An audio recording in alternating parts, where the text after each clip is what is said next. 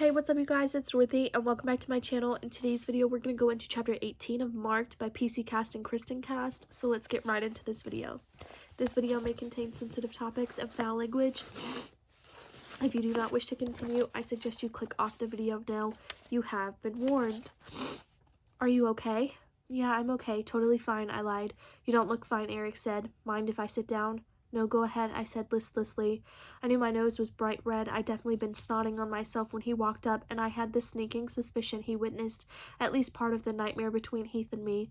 The night was just getting worse and worse. I glanced at him and decided, what the hell, I might as well continue the trend. In case you didn't realize it, it was me who saw that little scene between you and Aphrodite in the hall yesterday. He didn't even hesitate. I know, and I wish you hadn't. I don't want you to get the wrong idea about me. And what idea would that be? That there's more going on between Aphrodite and me than there really is. Not my business, I said. He shrugged. I just want you to know that she and I are not going out anymore. I almost said that. It sure looked like Aphrodite wasn't aware of that, but then I thought about what had just happened between Heath and me, and with a sense of surprise I realized that maybe I shouldn't judge Eric too harshly. Okay, you guys aren't going out, I said. He sat quietly beside me for a little while, and when he spoke again I thought he sounded almost angry. Aphrodite didn't tell you about the blood in the wine? He hadn't said it like a question, but I answered anyway. Nope. He shook his head and I saw his jaw tighten. She told me she was going to. She said she'd let you know while you were changing your clothes so that if you weren't okay with it, you could skip drinking from the goblet. She lied. Not a big surprise, he said. You think? I could feel my own anger building inside me. This whole thing has just been wrong. I get pressured into going to the Dark Daughters ritual, where I'm tricked into drinking blood. Then I meet up with my almost ex-boyfriend who just happens to be 100% human, and no damn body bothered to explain to me that the tiniest speck of his blood would turn me into a monster. I bit my lip and held out onto my anger so I wouldn't start crying again. I also decided I wouldn't say anything about thinking I saw Elizabeth's ghost. That was too much to admit for one night. No one explained it to you because it's something that shouldn't have started to affect you until you were a sixth former, he said quietly. Huh? I was back to being dazzlingly articulate. Bloodlust doesn't usually begin until you're a sixth former, and you're almost completely changed. Once in a while, you'll hear about a fifth former who has to deal with it early, but that doesn't happen very often. Wait, what are you saying? My mind felt that the bees were buzzing around in it. You start having classes about bloodlust and other things mature vamps have to deal with during your fifth form, and then in your final year, that's mostly the school focuses on. That and whatever you decided to major in. But I'm a third former. Barely, I mean. I've only been marked a few days. Your mark is different. You're different, he said. I don't want to be different. I realized I was shouting and got my voice under control. I just want to figure out how to get through this like everybody else. Too late, Z, he said. So what now?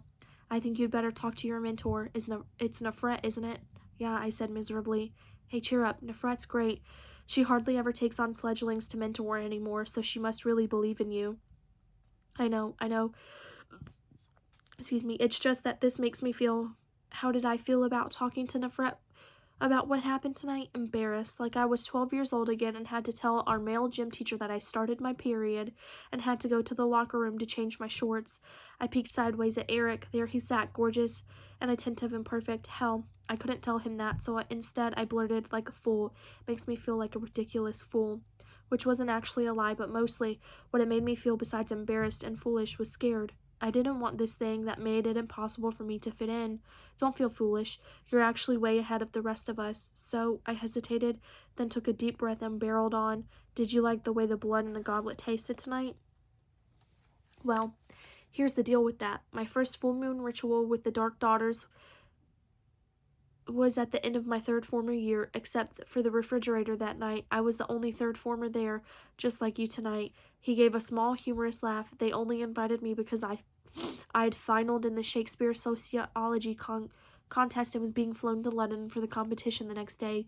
He glanced at me and I looked a little embarrassed. No one from the House of Night had ever made it to London. It was a big deal. He shook his head self-mockingly. Actually, I thought I was a big deal, so the Dark Daughters invited me to join them. And I did. I knew about the blood. I was given the opportunity to turn it down, but I didn't. But did you like it? This time his laugh was real. I gagged and puked up my guts up. It was the most disgusting thing I've ever tasted. I groaned, my head dropped forward, and I put my face in my hands. You're not helping me. Because you thought it was good? Better than good, I said, my face still in my hands. You say it was the most disgusting thing you've ever tasted. I thought it was the most delicious. Well, the most delicious until I stopped realizing what I had been about to say. Until you tasted fresh blood, he asked gently. I nodded my head, afraid to speak. He tugged at my hands, making me unbury my face. Then he put his finger under my chin and forced me to look straight at him. Don't be embarrassed or ashamed. It's normal. Loving the taste of blood is not normal. Not for me. Yes, it is. All vampires have to deal with their lust for blood, he said. I'm not a vampire. Maybe you're not yet, but you're also definitely not the average fledgling, and there's nothing wrong with that. You're special, Zoe, and special can be amazing. Slowly, he took his finger from my chin, and, as he had earlier that night, he traced the shape of the pentagram softly over my darkened mark. I liked the way his finger felt against my skin, warm and a little rough. I also liked that being near him didn't set off the weird reactions I'd had to being close to Heath. I mean, I couldn't hear Eric's blood beating or see the pulse in his neck jumping. Not that I'd mind if he kissed me. Hell, was I becoming a vampire slut? What was next? Would no male of any species be safe around me?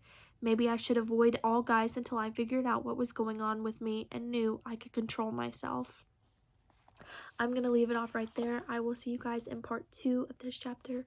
Bye.